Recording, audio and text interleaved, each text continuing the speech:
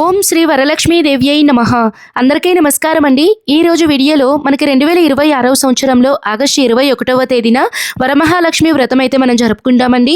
ఈ రోజు ముఖ్యంగా పూజకు కావాల్సినటువంటి ప్రతి పూజా సామాగ్రి కూడా పూజకు ఒక 2 గంటల ముందు కానివ్వండి, లేదా కొన్ని పూజా సామాగ్రి 2 రోజుల ముందు కూడా మీరు మొత్తం కూడా ఏవైతే అవసరం పడతాయో అవన్నీ కూడా క్లియర్గా తెలియజేస్తానండి.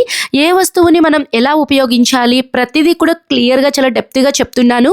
వీడియోని మాత్రం స్కిప్ చేయకుండా చూడండి. వీడియో అనేది చాలా లెంతీ తక్కువ ఉంది కాబట్టి క్లియర్గా చివరి వరకు చూసే ప్రయత్నం చేయండి. ముందుగా అయితే మనము వరలక్ష్మి అమ్మవారి ఫోటోని అయితే మనం సిద్ధం చేసుకోవాలండి. ఈ ఫోటో విషయంలో అమ్మవారు నిలబడి ఉండే ఫోటో కాకుండా కూర్చొని ఉండే ఫోటో అయితే మనము సిద్ధం చేసుకోవాలి. కలశం మీద అమ్మవారు ఉన్నట్లుగా అటు ఇటు ఏనుగుల బొమ్మ, పచ్చ చీరలో కానీ ఎరుపు చీరలో కానివ్వండి ఉన్నటువంటి అమ్మవారి ఫోటోని పూజిస్తే చాలా మంచిదండి. కలశం పెట్టుకునే వాళ్ళు రాగి లేదా వెండి లేదా ఇత్తడి చొమ్మునైతే మీరు సిద్ధం చేసుకోవాలి. కలశం లేని వాళ్ళు మీరైతే ఇదైతే స్కిప్ చేసేసుకోవచ్చండి. 2 కొబ్బరికాయలండి. అందులో ఒకటి కలశం మీద పెట్టుకోవడానికి, ఇంకొకటి అమ్మవారికి నివేదించడానికి. 2 జాకెట్ ముక్కలండి. ఒకటి కలశం మీద వేసుకోవడానికి, ఇంకొకటి అమ్మవారి వాయనం కండి. ఇంకా ఎవరైనా సరే ముత్తైదువులకు మీరు జాకెట్ పెట్టేవాళ్ళు మీ శక్తి కొలది మీరు 1 జాకెట్ కానీ 3 జాకెట్లు కానీ లేదా 5 జాకెట్లు ఇలా మీరు ఇవి కూడా పక్కనైతే పెట్టుకోండి. ఏదైనా సరే మీరు ముత్తైదువులకని ఇచ్చేటప్పుడు బేసి సంఖ్యలో ఉండేలా చూసుకోండి. తర్వాత 2 పీఠాలండి. ఒకటి అమ్మవారికి, ఇంకొకటి కలశం పెట్టుకోవడానికి. తర్వాత అరటి తోరణాలండి. ఈ అరటి తోరణాలు మీకు పూజకు ముందు రోజే కొన్ని పూజా షాప్లో అమ్ముతూ ఉంటారు, తెచ్చిపెట్టుకోండి. లేదు అంటే పూజకు కొన్ని గంటల ముందు అయితే తెచ్చిపెట్టుకోండి. తర్వాత ఒక 1/2 కేజీ బియ్యం అండి. పీఠం మీద మనం బియ్యం పోసి కలశం పెట్టుకోవడానికి కొద్దిగా బియ్యం అనేది మనం వేసుకోవాలి. తర్వాత 1/2 కేజీ శనగలండి. ముందు రోజు కనుక ఈ వీడియో కనుక చూస్తున్న వాళ్ళు లేదా వరలక్ష్మి వ్రతం రోజున పొద్దున్నే కనుక వీడియో చూస్తున్న వాళ్ళు తెల్లవారుజామున కానివ్వండి లేదా ముందు రోజు కానివ్వండి గోరువెచ్చని నీళ్ళల్లో మీరు నల్ల శనగలు ఉంటాయి కదండి, ముడి శనగలు, వీటిని అయితే మీరు నానపెట్టుకోండి. ఇంకా కొంతమంది 2 రోజుల ముందే నానపెట్టుకుంటారండి. మొలకలు వచ్చినటువంటి నల్ల శనగలను కూడా ముత్తైదువులకు అమ్మవారికి వాయనంలో ఇస్తే చాలా మంచిది అని చెప్తారు. మొలకలు రాకపోయినా పర్లేదండి, నానబెట్టిన శనగలను అయితే మీరు వాయనంలో ఇవ్వాలి. తర్వాత బెల్లం, పాలు ఇవేంటంటే మనం నైవేద్యానికి అయితే మనం సిద్ధం చేసుకోవాలి. నైవేద్యాలు కొంతమంది చలివిడి పిండి, కొంతమంది 12 రకాలుగా నైవేద్యాలు అనేటివి చేసుకుంటూ ఉంటారండి. అది మీ శక్తి కొలదండి, మీరు ఏ నైవేద్యమైనా సరే చేసుకోవచ్చు. తర్వాత పుష్పాలండి. మీకు ఎన్ని రకాలు దొరికితే అన్ని రకాల పుష్పాలను పూజలో పెట్టుకోవడానికి పూజించడానికి ప్రయత్నించండి. వీటిని కూడా మీరు సిద్ధం చేసుకోండి. ఎందుకంటే మనం ఏదో ఒకటి మర్చిపోతూ ఉంటామండి పూజ చేసే టైంలో, అందుకని ఇవన్నీ కూడా నేను గుర్తు చేస్తున్నాను. తర్వాత కొంతమంది అమ్మవారి ఫోటోకి పూలమాలలు అనేటివి కడుతూ ఉంటారండి. కొంతమంది రెడీమేడ్గా తెచ్చుకుంటారు, మరి కొంతమంది ఇంట్లోనే వాళ్ళ చేతులతోనే స్వయంగా చేసుకుంటూ ఉంటారు.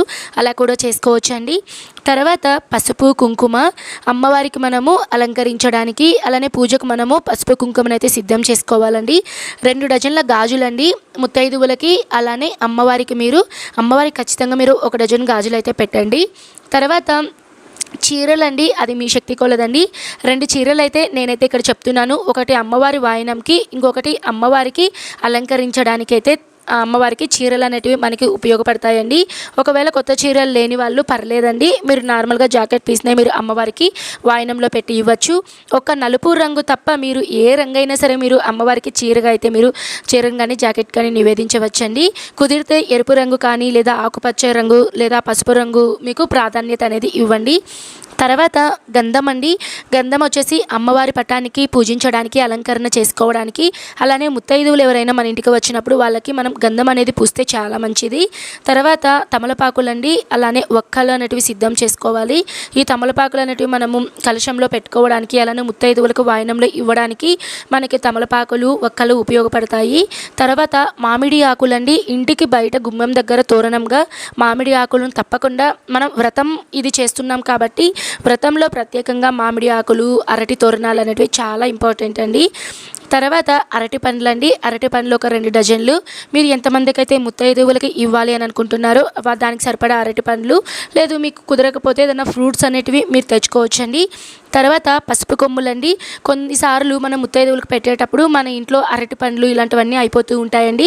అలాంటప్పుడు మీరు పసుపు కొమ్ములను మీరు వాయనంలో పెట్టి ఇస్తే చాలా మంచిదండి.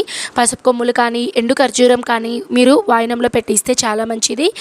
అలానే చిల్లర నాణేలండి. ఖచ్చితంగా మీరు పూజకు ముందుగా ఒక 50 రూపాయలకి అలా ఒక రూపాయి కాయిన్స్ అయితే మీరు తెచ్చిపెట్టుకోండి. వాయనంలో వచ్చిన ముత్తైదువులు సాక్షాత్తు మనం మహాలక్ష్మీదేవిగా భావిస్తాం కాబట్టి అమ్మవారికి మీరు శుక్రవారం రోజున ఇంటికి వచ్చినప్పుడు వాయనంలో ఒక రూపాయి కాయిన్ అనేది పెట్టి ఇస్తే చాలా మంచిదండి.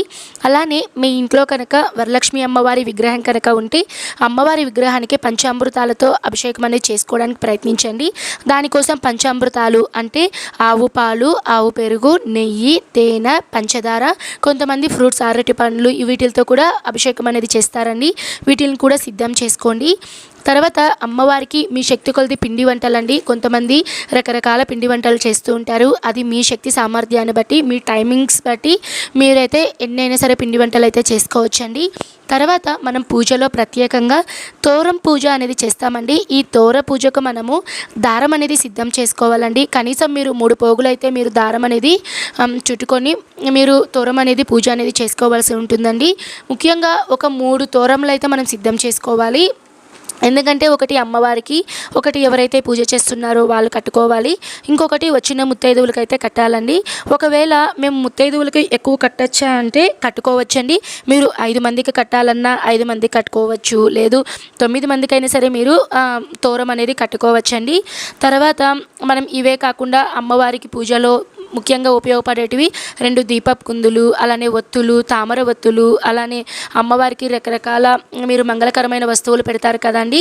చిట్టి గాజులు, గోమతి చక్రాలు, లక్ష్మీ కవ్వలు, జవ్వాది పొడి, అత్తరు, గురువింద గింజలు, తామర గింజలు, ఇవన్నీ కూడా అమ్మవారి మంగళకరమైనటువంటి స్వరూపాలండి.